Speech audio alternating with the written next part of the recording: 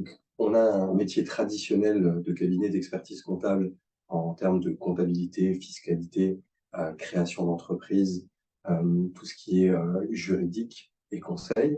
Mais on a également voulu développer notre accompagnement auprès de nos clients, puisque c'est ce que nos clients recherchent, avec notamment un service qui s'appelle Assist Pro, qui est donc du secrétariat partagé, un service de gestion des ressources humaines, avec du recrutement et la possibilité de mise en place de DRH partagé, pardon.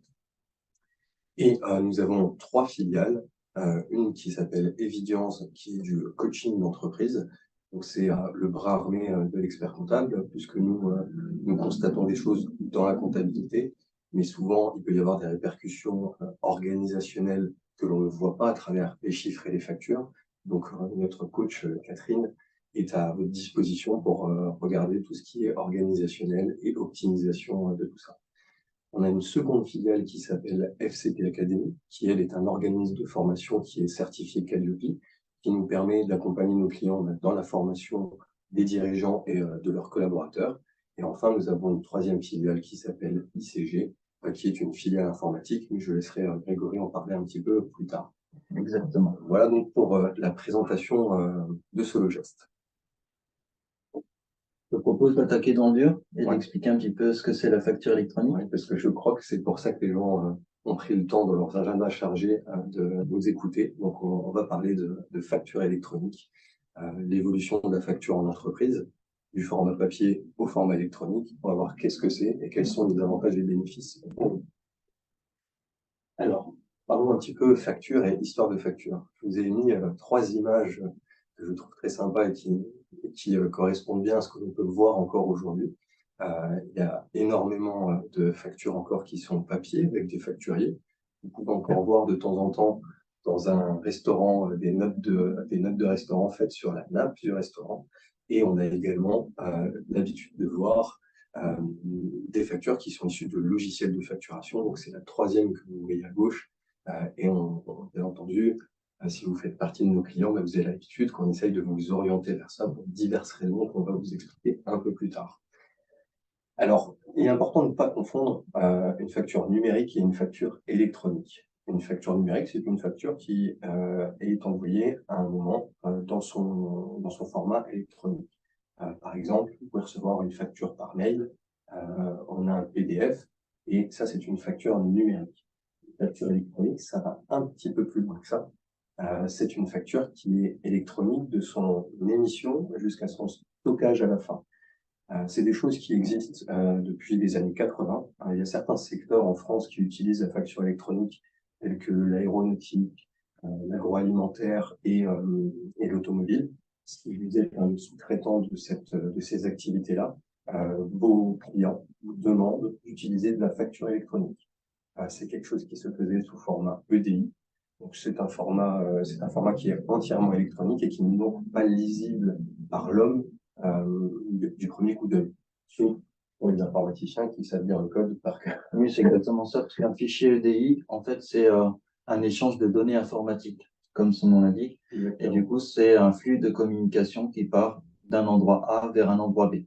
Exactement. Et donc, toute la réforme de la facture électronique, nos dirigeants ont réfléchi à un moyen d'allier le côté électronique et le côté visuel pour qu'on puisse le reconnaître, en fait, nous, les humains. Donc, ça aboutit, c'est une collaboration franco-allemande, comme souvent, hein. Ça aboutit au format qu'on appelle Facturix, qui est en fait un format hybride entre le format visible pour l'humain PDF, auquel est adjoint donc une balise de code pour le côté électronique. Donc, rassurez-vous, quand la facture électronique deviendra obligatoire, on continuera à comprendre et à voir la facture pour nous les humains et il sera augmenté puisque l'ordinateur pourra la reconnaître. Donc, je vais vous parler maintenant plus précisément de ce qu'est la facture électronique. Donc, un rappel sur qu'est-ce que c'est la facture, le schéma en Y,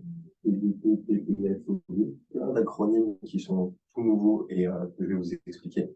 Et ensuite, on parlera donc de e-invoicing et e-reporting. Comme vous le savez, nos dirigeants ils aiment bien aussi mettre des anglicismes dans tout ce qu'ils font. Alors, le schéma en Y, c'est quoi? Il faut imaginer la facture électronique de la façon suivante. L'objectif numéro 1 de l'État avec la mise en place de la facture électronique, c'est de lutter contre la fraude à la TVA. Pour lutter contre la fraude à la TVA, il est mis en place un système de facturation électronique. Comment ça fonctionne? Aujourd'hui, les acteurs économiques ont une activité, ils font des déclarations de TVA, réalisent des comptes intérêts, et le fisc est au courant des flux qui sont déclarés. Mais ils n'ont pas le détail qui est à l'intérieur de ces flux. Et surtout, c'est un contrôle a posteriori. C'est-à-dire que si vous avez un contrôle fiscal, il faut pouvoir justifier ce qui a été déclaré. Le système de facturation électronique, il faut le voir comme un contrôle a priori et systématique de l'envoi de chaque facture. Vous pouvez imaginer ça comme un tuyau. C'est-à-dire que quand vous allez envoyer votre facture, elle va passer dans le tuyau de la facture électronique. Et il va y avoir de nouveaux acteurs, les PDP, PPF et OD, dont je vais vous parler juste après. Ces acteurs vont devoir contrôler ces factures, les transmettre à l'administration fiscale et à la plateforme de votre client. Donc, on passe quand même on a un changement de paradigme gigantesque, puisqu'on passe d'un contrôle a posteriori si votre entreprise est sélectionnée, votre organisation est sélectionnée, à un contrôle a priori à l'émission de chacune des factures. Alors, je vais vous expliquer maintenant PDP, PPF et OD. Pour que le système fonctionne, il va y avoir un nouvel entrant dans le schéma, les fameuses plateformes de dématérialisation partenaires, les PDP. Ces plateformes, elles auront pour rôle de collecter la facture de votre logiciel de facturation, faire un premier contrôle sémantique, est-ce qu'il y a bien toutes les mentions obligatoires de la facture. Elle va être ensuite en charge de la transmettre à l'administration fiscale via le PPF, plateforme publique de facturation, et en même temps de le transmettre à la plateforme de votre client pour que lui puisse récupérer la facture. Alors, quelle va être la différence entre une PDP, une PPF et un OD? PDP, plateforme de dématérialisation partenaire, PPF, plateforme publique de facturation, et OD, opérateur de dématérialisation. C'est là qu'il faut regarder le schéma très barbare que vous avez en bas à droite. C'est le fameux schéma en Y. La chance que nous avons, c'est que la mise en place de la facture électronique en France arrive dans un trend mondial de mise en place de cette facturation électronique. Donc, on a la chance de pouvoir regarder ce qui s'est passé dans les autres pays et comment ça a fonctionné pour pouvoir adapter notre modèle. Le schéma Y, il veut dire que on a soit le choix de passer par une plateforme de dématérialisation partenaire qui est une plateforme privée, soit le choix de passer directement par la plateforme publique de facturation. La plateforme publique de facturation, pour ceux qui utilisent Chorus Pro, ça va être en fait une extension de Chorus Pro, tout simplement. L'idée est de pouvoir diluer le flux d'informations entre les plateformes publiques et les plateformes privées. Je donne un exemple. En Italie, la facturation électronique a été mise en place en 2017 et eux ont fait le choix de n'utiliser qu'une plateforme publique, donc le PPF chez nous. Alors, je vous mets dans le mille, qu'est-ce qui s'est passé? Quand on veut faire passer tout un flux de facturation dans un seul tuyau et que le tuyau a été mal calibré, eh ben, le tuyau explose. Donc, lors de la mise en place en Italie, il y a eu un blackout de 6 mois. C'est-à-dire qu'en 6 mois, l'État italien n'a pas encaissé 1 euro de TVA, mais aussi les entreprises italiennes qui avaient des crédits de TVA n'ont pas pu se faire rembourser pendant 6 mois. Je vous laisse imaginer à quel point ça a été compliqué à gérer en interne. Donc, l'État français, fort de l'expérience italienne, s'est dit, plutôt que d'avoir une seule plateforme, on va maintenir un service minimum, la plateforme publique, qui sera gratuite, mais qui aura des fonctionnalités très limitées, et on va pouvoir permettre à des privés de compléter ce flux. L'idée d'avoir plusieurs tuyaux pour que tout fonctionne correctement, tout en sachant que la plateforme de dématérialisation partenaire, c'est une entreprise privée, et donc elle n'aura pas les mêmes enjeux et les mêmes ambitions que la plateforme publique. Et là où nous serons présents pour vous accompagner dans le choix de ces plateformes de dématérialisation. Et le petit dernier, l'opérateur de dématérialisation, ce sera une entreprise privée on n'aura pas obtenu le label de PDP, puisque, vous l'avez compris, les données sont le pétrole de demain, et donc une entreprise privée qui va capter les données de facturation de l'ensemble des entreprises françaises et l'avantage et va pouvoir revendre ou distiller de l'information auprès de ses parties prenantes comme il faut. Donc, il y a un cahier des charges qui est très restrictif pour devenir une plateforme de dématérialisation partenaire. Pour tout vous dire, quand la réforme a été lancée, tout le monde voulait devenir plateforme de dématérialisation partenaire parce que tout le monde voulait devenir le GAFA des entreprises de demain. Le cahier des charges est tellement important que, au fur et à mesure des avancées, mais il y a de nombreux candidats qui vont stopper leur candidature à la plateforme de dématérialisation partenaire. Et du coup, ce qu'ils proposent, c'est être opérateur de dématérialisation. Donc, pas le même label officiel d'État des PDP, mais qui va faire à peu près la même chose, puisque l'idée d'un opérateur de dématérialisation, ce sera au lieu de passer par une PDP, ils vont aller directement vers le PDF. Alors, tout ça, ça fait beaucoup d'informations. Il faut savoir que les PDP, donc, on fait un appel d'offres. Aujourd'hui, on a à peu près 60 qui sont encore en lice. L'État n'a pas tranché sur qui sera PDP ou pas. Puisqu'en fait, il y a une petite raison technique, c'est que l'étape finale de validation d'une plateforme de dématérialisation est le test d'échange entre la plateforme privée et la plateforme publique.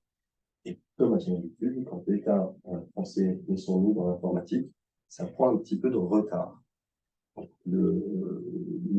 L'appel d'offres n'est pas finalisé, puisqu'en fait, ils ne peuvent pas encore faire le test de transfert des données entre les PDP et le PPF. On en parlera un petit peu plus tard avec le calendrier. Quelles seront les obligations demain quand vous rentrerez dans cette réforme? C'est tous les assujettis à TVA qui vont entrer dans la réforme.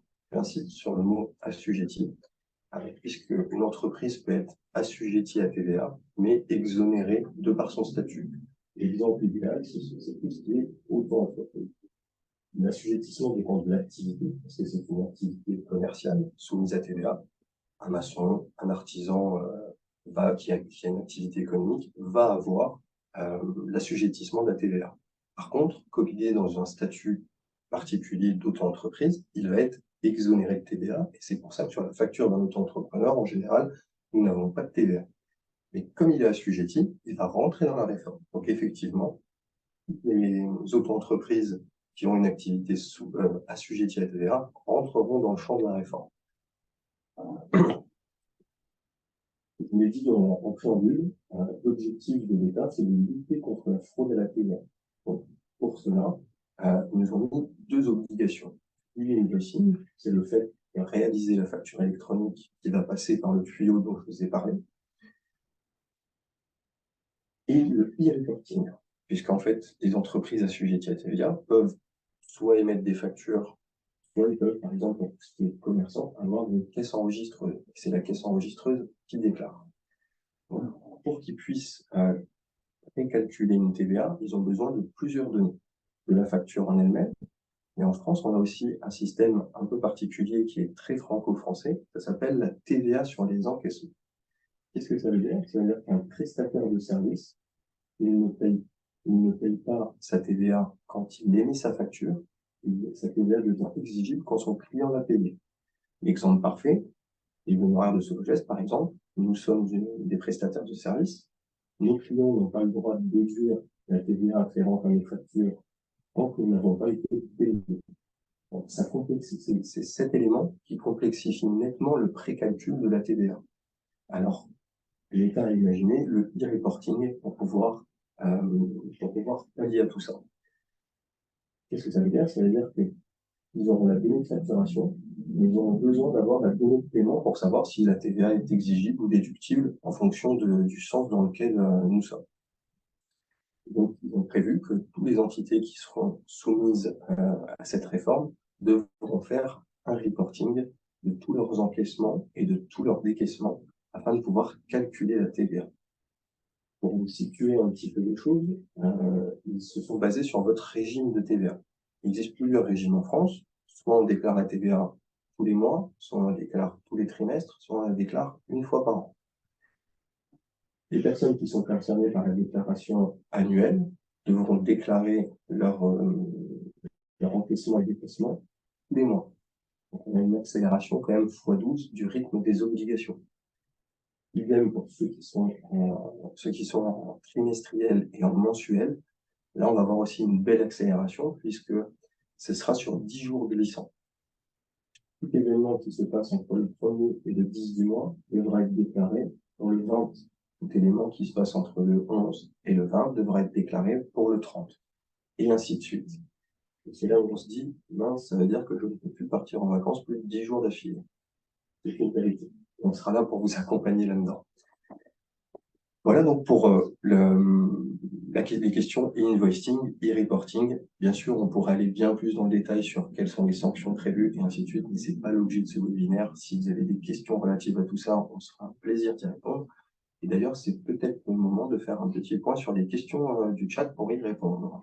Juste avant les questions, on vous l'a pas présenté, mais on est accompagné de Christelle, qui est notre community manager du moment. Je suis là. Bonjour. Du coup, on a une question de Philippe qui était sur qu'est-ce que voulait dire OD.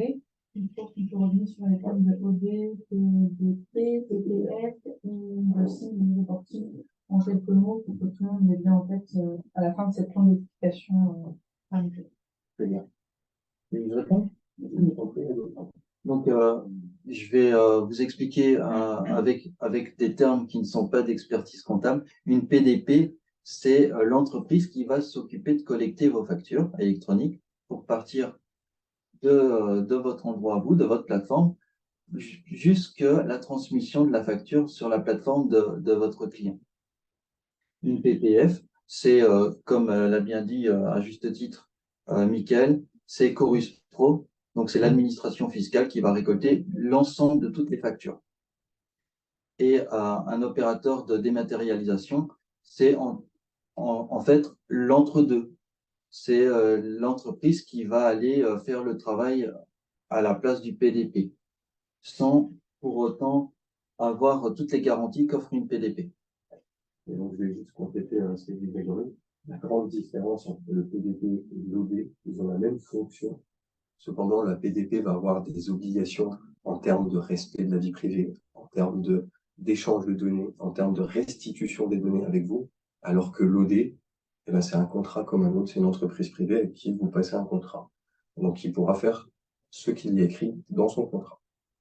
En sachant que l'OD ne va pouvoir aller puiser que les factures de la PPF. Je propose de continuer le webinaire. Alors, le calendrier initial. Donc, comme vous le savez, en France, on est des spécialistes pour poser des calendriers glissants. À chaque réforme, c'est fait comme ça. Donc, pourquoi nous, on a été très en amont sur la facture électronique, puisque le calendrier initial qui a été confirmé par l'État encore une semaine avant le décalage officiel, il était le suivant. À partir de juillet 2024, une obligation de réception pour toutes les entreprises assujetties à TVA et une obligation d'émission des factures pour les grandes entreprises. À partir de janvier 2025, une obligation d'émission pour les ETI et à partir de janvier 2026, tous les acteurs économiques, une obligation d'émission. Ce qui nous forçait à nous baser sur une date de juillet 2024. Puisqu'en fait, comme tout le monde doit être capable de recevoir les factures en juillet 2024, si vous n'étiez pas prêt en juillet 2024 pour recevoir les factures, dans le fameux tuyau dont je vous ai parlé tout à l'heure, eh bien, la facture que votre fournisseur aurait voulu vous envoyer n'était pas une facture avec toutes les conséquences que ça implique. C'est-à-dire que vous n'auriez pas eu le droit de déduire cette facture dans votre comptabilité et de déduire la TVA qui est afférente. Donc, c'est quand même quelque chose de très violent. Et en fait, toutes les entités économiques ont une facture qui vient d'une grande entreprise. On a tous une facture de téléphonie, une facture de gaz, d'électricité, et ainsi de suite. Bien entendu, ce n'était pas le gros des factures, ou il se peut aussi que vous ayez un fournisseur principal qui soit une grande entreprise. Mais globalement, ça nous forçait à tous être prêts pour le 1er juillet 2024, au moins à recevoir les factures et donc à avoir fait le choix d'une plateforme. Sachant que les plateformes de dématérialisation partenaires devaient être, la liste devait être arrêtée par l'État au 1er janvier 2024. Donc ça laissait 6 mois pour faire basculer 4,5 millions d'entreprises dans la réforme.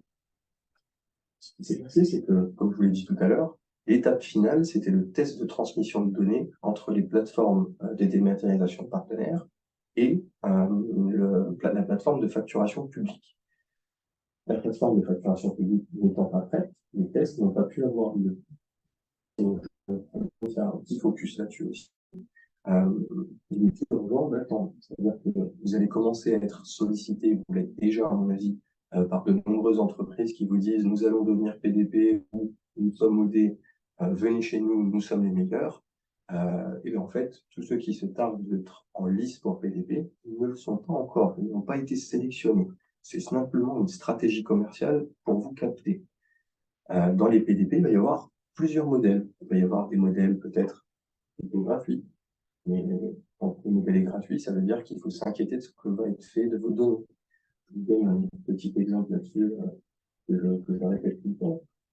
J'ai un client chauffagiste qui a de nombreux contrats d'entretien. Il verrait ça sur Excel depuis la nuit des temps et ça l'embêtait puisqu'en fait, il n'y avait aucun automatisme. Vous ne pouvez pas savoir à quelle date avait été fait l'ancien entretien. Voilà, c'était il y a 6 mois, il faut envoyer le courrier, il faut prendre le rendez-vous pour aller faire le nouveau contrat d'entretien. Je n'avais pas de solution à lui proposer. Je le vois 6 mois plus tard pour son rendez-vous bien. Je lui présente et là, il me dit, Mickaël, j'ai trouvé le logiciel parfait, il me fait tout. J'ai ma base de données, je peux envoyer des mails pour prendre des rendez-vous, je peux envoyer des courriers, et si je ne suis pas payé, j'ai même un bouton pour appeler l'huissier. Je lui dis, génial, combien ça te coûte à l'année? Et là, il me répond, c'est gratuit. Bon. Il prend le contrat, on regarde, et effectivement, ces données ont été aspirées et revendues. Je vous la donne dans le mille. L'année d'après, il a perdu 300 contrats d'entretien, puisqu'un concurrent a fait plus simple que ses clients et a baissé de 10% les prix. Sur une prestation de type contrat d'entretien d'une chaudière, la réaction la sensibilité des clients au prix est très forte.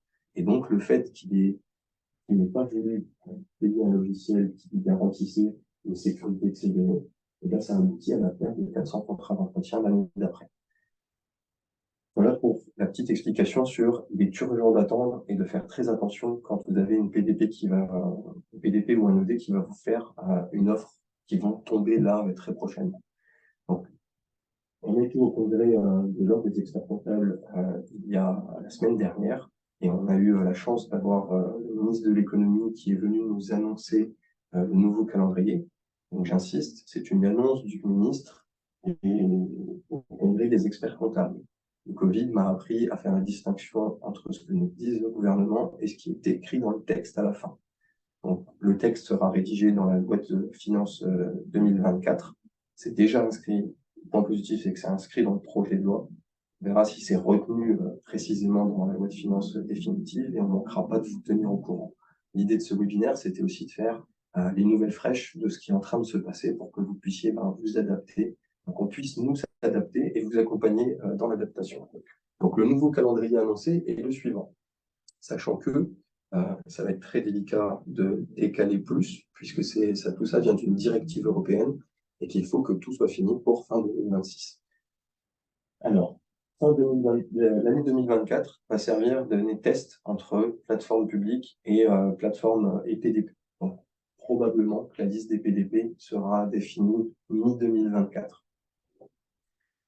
L'année 2025 va servir de phase de volontariat. C'est-à-dire qu'au 1er janvier 2025, le système sera prêt et les entreprises qui voudront y adhérer pour ne pas subir la chose et pouvoir se préparer correctement pourront à partir de 2025. Et à partir de 2026, ce sera une obligation pour tout le monde. Donc là, vous voyez, ils ont enlevé complètement la distinction entre émission et réception des factures. Tout le monde aura l'obligation au 1er janvier 2026 d'être prêt, avec la possibilité de tester en 2025 ou pas. Et là, il reste à voir comment ça va être écrit tout ça. Moi, ce que je comprends dans ce nouveau calendrier, c'est qu'il y a pas réellement de changement, de décalage. Parce qu'en 2026, ben, toutes les entreprises seront soumises à devoir réceptionner et émettre les factures, quelle que soit leur taille. Ouais.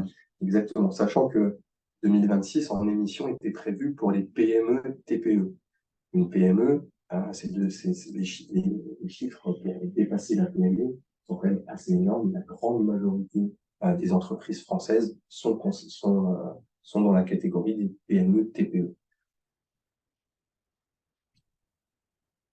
Alors, on va parler maintenant avantage de la facture électronique, puisque en fait, chez Sologest, plutôt que de subir cette réforme, on s'est tout simplement dit que il fallait prendre le taureau par les cornes, s'habituer et voir qu'est-ce qu'on pouvait en tirer. Encore une fois, c'est quelque chose qui a été mis en place dans de nombreux pays avant nous, et donc on a quand même des études qui ont été faites et un recul sur tout ça. Les principaux avantages, on vous les a listés ici, donc c'est un gain d'argent. Vous voyez, on vous met une estimation à 50% de coût en moins qu'une facture papier. Il faut distinguer les cas, puisqu'en fait, une facture entrante et une facture sortante, c'est pas la même chose, c'est pas le même traitement. Et ça dépend aussi beaucoup de la taille de votre entreprise. Quand vous êtes chef d'entreprise seul, le parcours d'une facture, c'est de la boîte aux lettres à votre bureau, de votre boîte mail à la banque. Par contre, dans une entreprise où on a tout un staff administratif, il peut y avoir un système de validation des factures. Par exemple, hein, pour pouvoir vous accompagner dans tout ça, on l'a fait nous en interne. Tout ce qui concerne les commandes informatiques, Grégory a l'autorisation de valider jusqu'à un certain montant les factures. Et donc, avant que ça arrive sur mon bureau pour que je paye la facture, il y a déjà eu une pré-validation par mon service informatique. Idem pour le service marketing communication. Donc voilà, ça dépend beaucoup de votre structure. Et en fait, il faut retenir que plus votre structure est grosse, plus on va tendre vers les 50% d'économie. Plus votre structure est petite, et le gain d'argent relatif à la facture sera petit. Et ça dépend aussi de la personnalité du dirigeant. Il y a des dirigeants qui regardent la facture une fois et qui ne reviennent plus dessus. Il y a des dirigeants qui aiment bien regarder leur facture régulièrement pour pouvoir les renégocier la fois d'après, et ainsi de suite. Donc, il y a des études précises là-dessus. Si vous le souhaitez, ben, on pourra vous les communiquer. Mais pour les besoins du webinaire, on a résumé ça en un gain de temps et un gain d'argent avec un pourcentage moyen. Il y a aussi quelque chose qui est assez énorme, c'est le délai d'envoi amélioré, et donc le délai de paiement. Tous les pays où ça a été mis en place, le délai de paiement a diminué énormément. Je pense que dans les personnes présentes, vous avez tous ressentir, quand on a un délai de paiement 30 jours fin de mois ou 45 jours fin de mois, bizarrement, il arrive régulièrement que le client n'a pas reçu la facture le 31 du mois, mais qu'il l'ait reçue le 1er du mois suivant. Et bam, il a gagné un mois pour vous payer. Le système de facture électronique est un envoi de facture par recommandé, avec un eurodatage précis. Donc ça veut dire que c'est fini de vous dire je n'ai pas reçu la facture. Ce n'est pas possible. Forcément aussi, moins d'erreurs de saisie, parce qu'on automatise tout le process, et tout ça, ça aboutit sur moins de litiges. Et enfin, un des points les plus importants, c'est la gestion de tout son administratif à partir d'un seul portail. Je vais laisser Grégory parler là-dessus, mais aujourd'hui, un des grands problèmes de l'administratif, c'est le nombre de canaux d'entrée. C'est-à-dire que quand on était tout papier, on recevait des courriers, on s'est mis à recevoir des fax, maintenant on reçoit des emails, on vous demande également aussi d'aller chercher des factures sur des plateformes de vos fournisseurs, je pense à la téléphonie par exemple, et tous les comptables du monde courent après ces factures-là, puisque les clients ont du mal à aller se connecter à ça, parce qu'ils n'ont pas le temps de faire ça.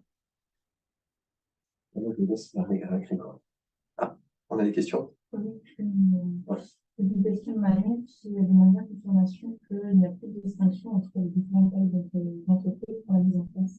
Effectivement. C'est ce que nous a dit Bruno Le Maire.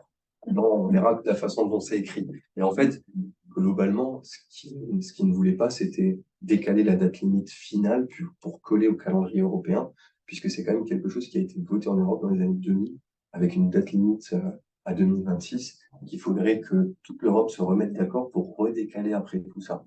Donc le moyen qu'ils ont trouvé pour ne pas décaler la date finale, bah, c'était de supprimer les distinctions d'émission et de réception pour que tout le monde soit en 2026.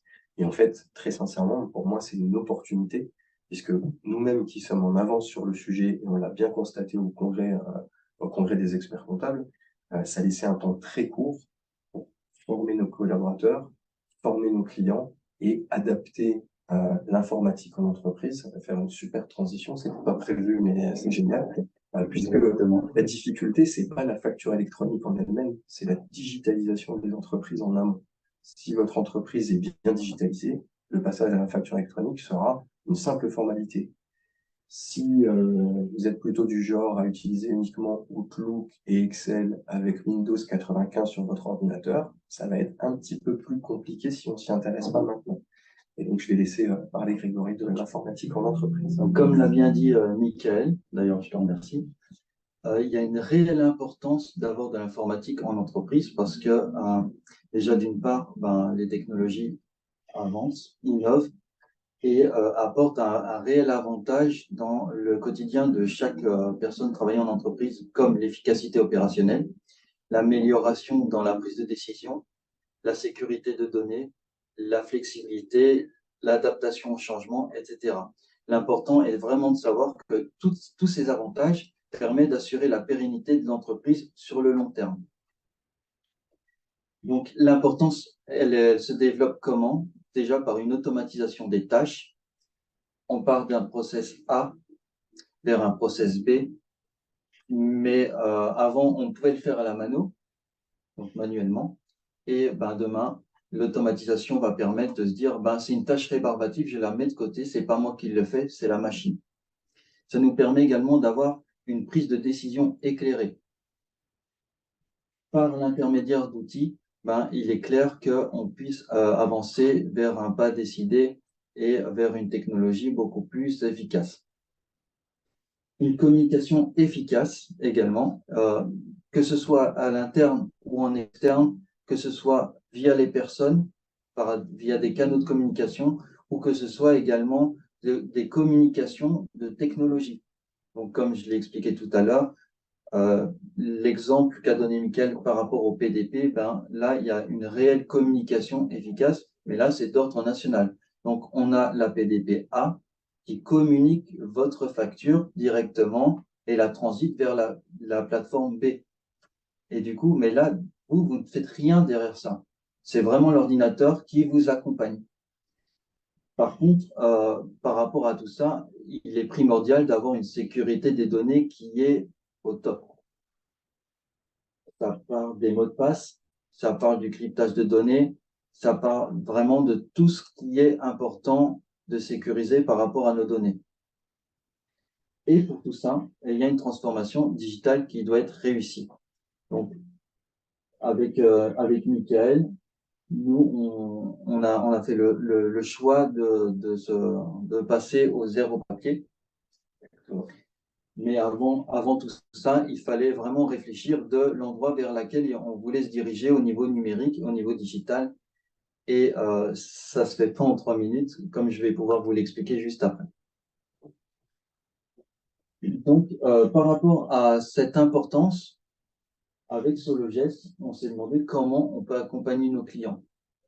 Et la réponse nous est venue vraiment tout naturellement, avec un accompagnement personnalisé sur mesure.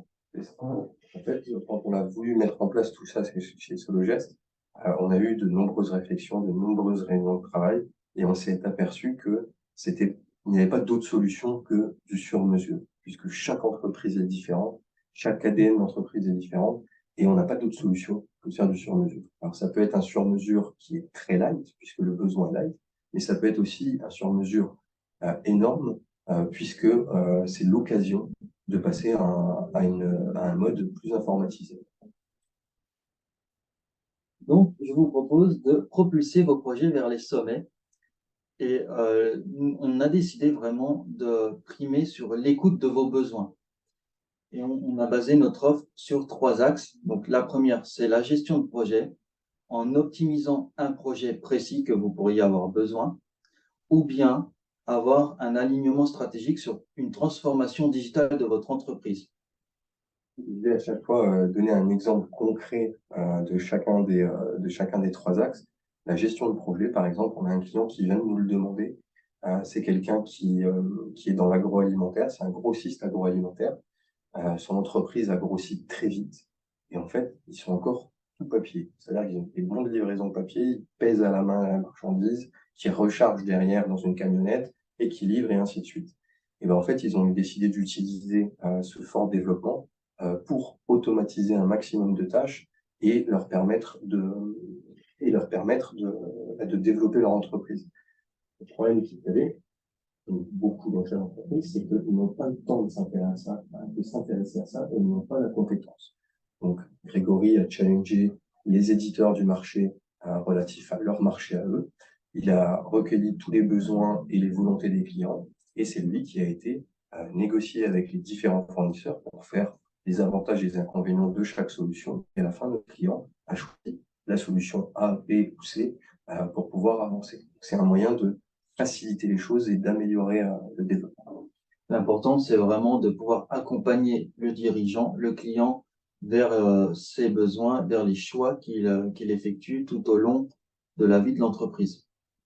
Que ce soit pour un projet précis ou vraiment toute une transformation digitale de l'entreprise. Le deuxième pan, c'est de l'accompagnement, qu'elle soit organisationnelle ou structurelle. Donc, pour l'organisationnel, imaginez que vous avez une équipe de développeurs, par exemple, ou une équipe informatique, mais il faut pouvoir manager un petit peu tout ce beau monde. Un informaticien, c'est le gars derrière son clavier qui tapote, mais derrière, il y a quand même la personne. On appelle ça l'interface chaise-clavier. Et du coup, on vous accompagne vers une manière de manager les équipes IT. Un autre pan, c'est la gouvernance des coûts. D'expérience, on sait que quand un éditeur vous propose une solution, quelle qu'elle soit, le prix qui est noté sur le site est réductible d'un certain pourcentage. Donc, nous, on vous accompagne là-dedans pour pouvoir aller retirer le meilleur prix par rapport à vos besoins. Mais cet accompagnement, il peut être également structurel avec une analyse d'impact des équipes, comme par exemple une personne qui stabilotait au papier et demain on lui dit, ben voilà, on a un outil informatique qui peut faire cette tâche-là à ta place. Du coup, notre objectif, c'est de vous préconiser des opportunités de pouvoir reclasser un petit peu le profil de l'utilisateur. Nous proposons également des accompagnements au changement et d'autres ateliers qui permettent de prioriser des tâches, d'ordonnancer, de pouvoir voir les faiblesses et les opportunités de vos projets, par exemple. Le troisième point, c'est les études. Donc, par l'intermédiaire d'un état des lieux de vos systèmes d'information. Le système d'information, c'est tout ce que vous avez de numérique au sein de votre entreprise. Il peut être soit global, vous avez besoin d'une cartographie, par exemple, applicative de l'ensemble de vos applications, ou bien précis, vous avez peut-être un logiciel en interne chez vous et vous pensez qu'il n'est pas forcément très optimisé et vous voulez l'améliorer. Ben, nous, on vous propose de faire un audit de cet outil et de vous préconiser les meilleures bonnes pratiques, soit pour l'utiliser, soit pour le remplacer. Nous avons également une offre de cybersécurité avec de la sensibilisation, par exemple, au mot de passe, au phishing, etc., mais également sur des principes qu'on appelle des prises de reprise d'activité. Pour vous donner un exemple concret, c'est je retire la prise réseau du réseau. Donc, du coup, je retire tout et je remets en place qu'est-ce qui se passe. Les impacts, c'est pas seulement l'ordinateur qui se réallume, mais c'est aussi, par exemple, Christelle qui travaille en marketing communication, qu'est-ce qu'elle fait? Qu'est-ce qu'elle fait lorsqu'on rallume tout le système? Qu'est-ce qu'elle a perdu? Quels sont les impacts, etc. Donc, nous, on peut vous accompagner là-dedans. Et le dernier point, c'est le traitement des données, soit avec la conformité RGPD. Donc, le RGPD, c'est la gestion des données personnelles en entreprise, soit avec un accompagnement RGPD. La différence entre les deux, c'est que avec la conformité, on vous donne les outils pour vous, que vous le fassiez vous-même, et l'accompagnement, Si si vous en avez besoin, ben, on est là pour vous accompagner sur la rédaction, par exemple, de registres, sur, sur le plan d'action à exécuter pour justement que vous soyez conforme vers un contrôle également à 6 mois après le diagnostic, par exemple. Mais ce n'est pas tout, et là je vais peut-être laisser la parole à Michael. Alors, vous voyez, volontairement, j'ai pas donné l'exemple concret sur le 2 et le 3, puisqu'en fait, c'est des exemples concrets que j'ai en interne, comme je vous l'ai dit depuis le début. Avant de proposer à nos clients et à nos prospects de les accompagner, ben, on s'est appliqué les choses à nous-mêmes. Pour le point 2, ben, on a simplement fait aussi une cartographie de tout ce qu'on avait de numérique chez nous, et on s'est aperçu qu'il y avait des choses très pertinentes, des choses un peu moins. Un peu moins pourquoi? Parce qu'on n'a pas été formé à l'utilisation, parce qu'on ne sait pas comment ça fonctionne exactement, parce que notre quotidien fait que, eh ben, on est dans la production de notre métier et on n'a pas le temps et la compétence de regarder tout ça. Pour qu'on puisse faire ça de manière réussie, on a fait venir Grégory Henriquet, qui est donc un directeur des systèmes d'information qui, lui, a la compétence. Alors, effectivement, on ne parle pas toujours le même langage entre l'expert comptable et le directeur des systèmes d'information, mais tout ça nous a permis de faire une belle avancée sur le numérique chez nous. Et donc, le point essentiel, comme je l'ai dit à plusieurs reprises, c'est pas la technologie en soi, c'est la volonté de changer et la formation qui va derrière. Puisque chez Sologest, notre objectif, ça a été de transformer le cabinet. On est en plein dedans. Et c'est aussi l'objectif numéro 1, c'est d'embarquer tous nos collaborateurs avec nous. Pour pouvoir les embarquer, il faut qu'on les forme à toute cette nouvelle donne. Leur métier évolue, moins de tâches répétitives, plus de conseils, plus d'accompagnement. Mais tout ça, ça ne s'invente pas. Donc, il faut pouvoir former les gens. C'est pour ça qu'on a décidé de créer FCP Academy, qui est un organisme de formation Calliope, qui va permettre de faire des formations qui seront prises en charge par les OPCO sur tout ce qui est numérique et sur tout ce qui est transition digitale pour pouvoir vous accompagner au mieux dans tout ça, puisque globalement, on peut mettre la Rolls de l'informatique dans toutes les entreprises. S'il y a personne qui est derrière la Rolls, n'a pas la clé pour l'allumer, ça fonctionnera pas. Et donc, il y a un besoin de formation qui est très important par rapport à tout ça. Et d'expérience, Michael, avoir la Rolls-Royce, comme tu dis, si derrière il n'y a pas de formation, ben, il y a 50% du travail qui n'est pas terminé. Et du coup, l'outil qu'on met en place, ben, il n'a pas vraiment d'intérêt. Nos ambitions sont de vous proposer des solutions personnalisées où notre expertise est entièrement dédiée à vous soutenir dans chacun de vos démarches. Ben, l'important, c'est avant tout, avant de lancer n'importe quel sujet, c'est de pouvoir être à l'écoute, de connaître votre besoin et de vous écouter exprimer votre besoin, de les prioriser et ensuite d'analyser, de faire les études complémentaires pour trouver la solution qui correspond à tout ce que vous avez besoin.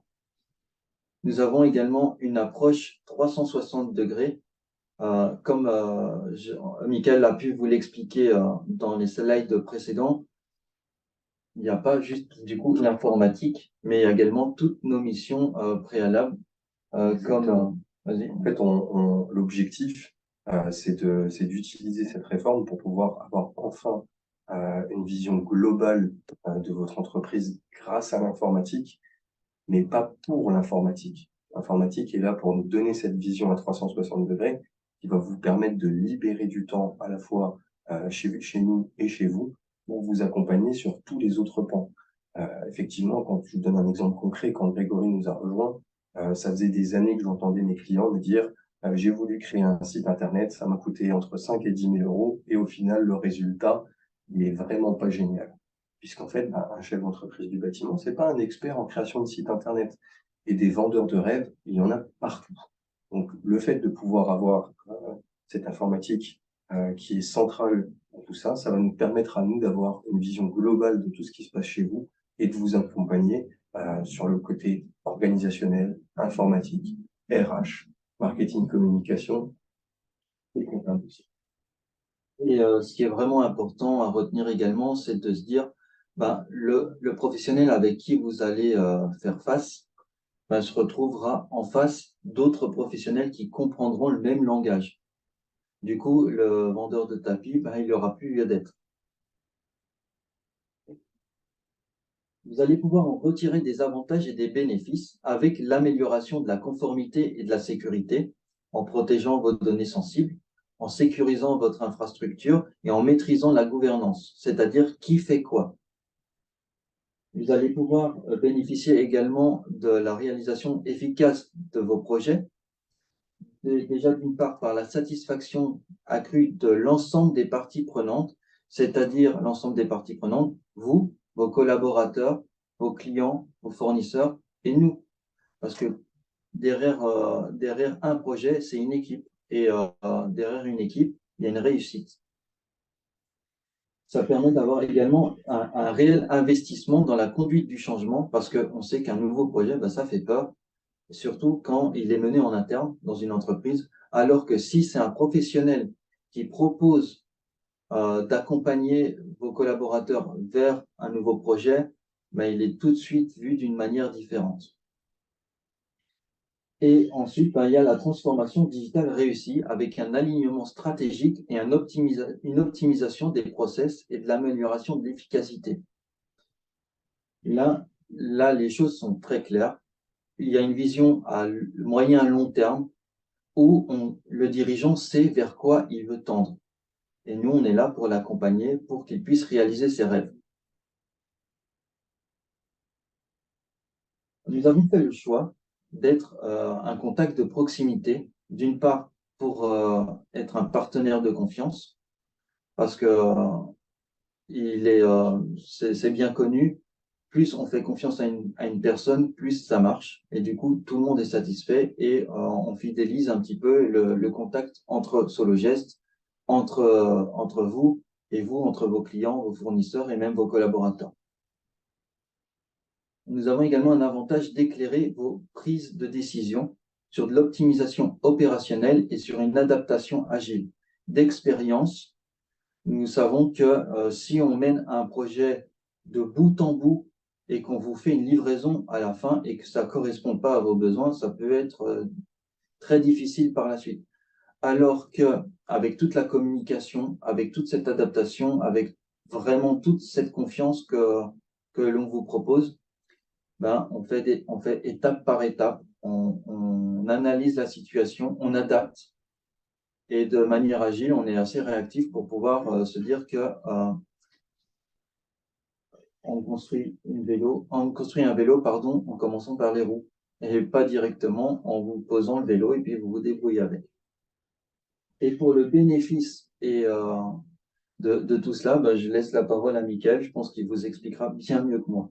Oui, ben, les bénéfices de tout ça, ce sera forcément un gain de temps et un gain d'argent pour vous, puisque les process optimisés et automatisés vont vous permettre de vous libérer de tous ces tracas du mail de votre comptable qui vous réclame les pièces, de vous connecter à votre site, au site internet pour aller chercher votre facture. Tout cela va être aspiré directement dans une seule plateforme avec une vision globale.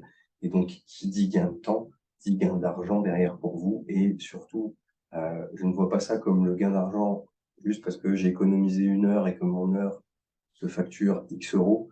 C'est surtout le fait que vous allez plus avoir cette énergie négative de penser l'administratif sur certains points. Vous serez libéré de tout ça. Et pareil, l'expérience montre que quand nos clients se concentrent sur leur cœur de métier, c'est là qu'ils gagnent de l'argent. C'est pas en nous cherchant les pièces comptables, c'est pas en se demandant si la facture SFR elle est bien à tel endroit ou à tel endroit. Alors j'ai dit SFR, je vais dire oui, Orange, comme ça, voilà, j'ai pas fait de favoritisme. Mais on sent que c'est toujours plus dur chez SFR, enfin, le débat. Donc, voilà pour les avantages et les bénéfices de tout ça. Je pourrais vous en parler pendant des heures, mais on a déjà dépassé le timing et je voudrais qu'on réponde aux questions que vous vous posez. Et merci beaucoup, en tout cas, déjà, d'avoir participé à ce webinaire. Ce n'est que le premier, des nouvelles fraîches. Bien entendu, on accélérera probablement le rythme par la suite, au fur et à mesure des avancées.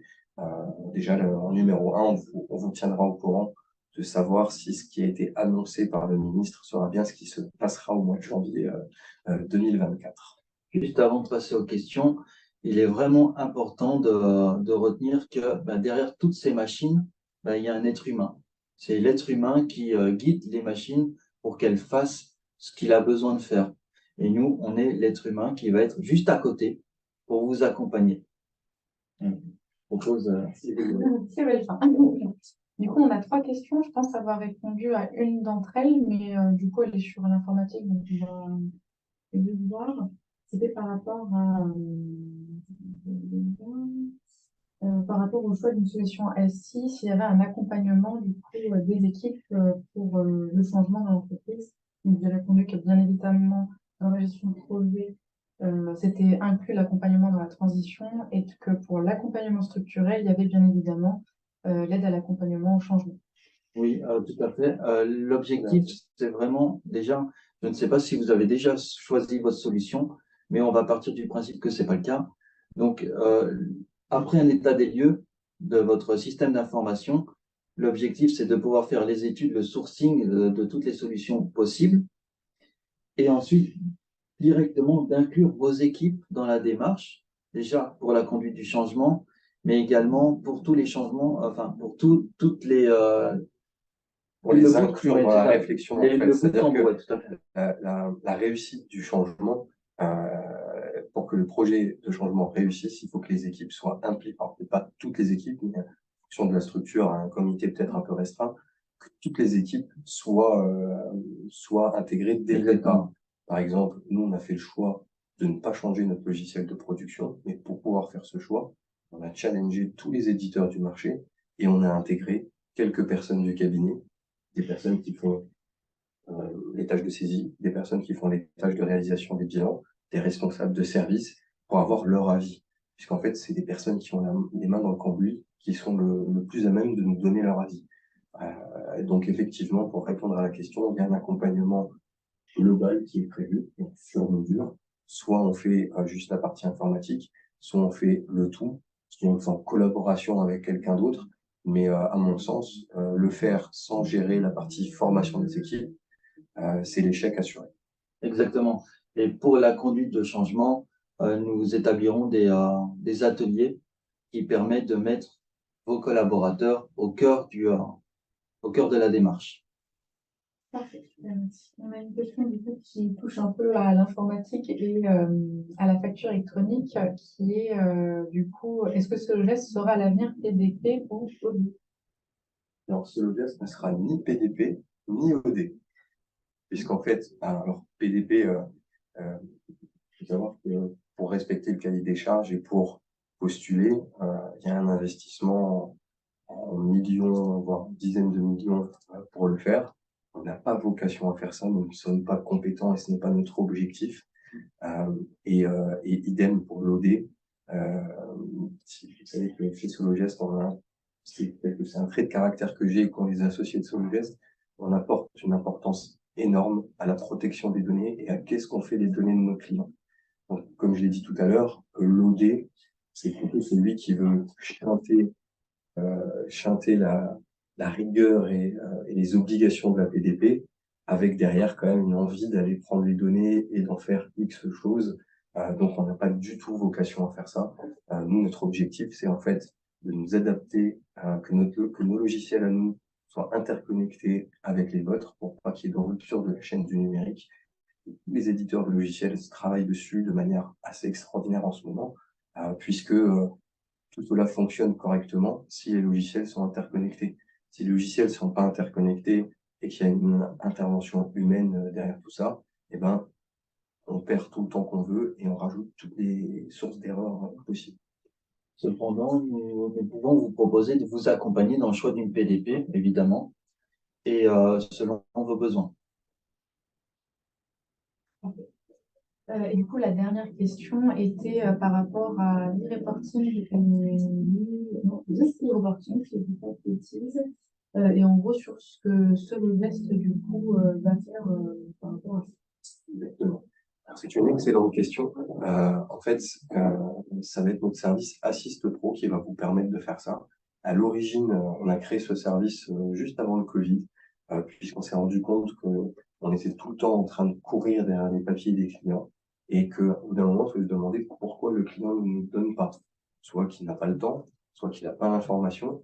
et ainsi de suite. Donc l'idée, c'était de partager une secrétaire avec le client pour pouvoir être à l'origine des papiers et qu'on ne court pas derrière. Et ben en fait, ce système d'Assist Pro va jouer ce rôle de e-reporting, puisque globalement, je ne vois pas un chef d'entreprise qui est déjà débordé aujourd'hui entre le côté commercial, le côté métier et le côté administratif. L'accélération le fait de devoir quelqu'un qui est en TVA mensuel de nous apporter ses papiers une fois par mois. Je dis ses papiers, nous transmettre les données numériques une fois par mois. Là, on parle de déclarer quelque chose tous les 10 jours. Donc, je ne vois pas comment un chef d'entreprise pourrait à la fois faire son job chef d'entreprise et gérer ça au quotidien. C'est juste quelque chose d'énorme. Et donc, nous, on sera prêt pour pouvoir faire tout ça. Et on l'est déjà actuellement. On a une trentaine de clients qui sont sur ce système et qui, pour le coup, voient une grande valeur ajoutée. Effectivement, la promesse de tout ça, c'est vous faire gagner du temps. C'est-à-dire que quand on fait votre déclaration de TVA, on remplit une obligation fiscale. On vous a rien apporté de plus que remplir une obligation fiscale et vous dire qu'il y a X euros de TVA à payer ou à se faire rembourser.